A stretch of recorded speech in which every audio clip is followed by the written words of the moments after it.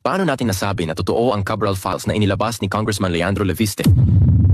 Dahil attorney mismo ni ex-Undersecretary Cabral na si Attorney Divina Gracia ang nagpatunay na nagbigay ng files si Cabral kay Congressman Leviste at nag-iwan mismo si Cabral ng files sa Department of Public Works and Highways. Ang masasabi ko lang, during the fact-finding investigation before the Office of the Ombudsman, Ms. Cabral confirmed that he was able to obtain several documents from her office.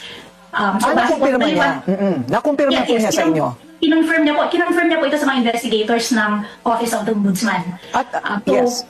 So base po sa paliwanag niya, si Congressman Leviste is in possession of genuine copies of documents from her office. Pero kung alin po itong mga documents na to na hawak ni Congressman Leviste, hindi ko po ito masasagot.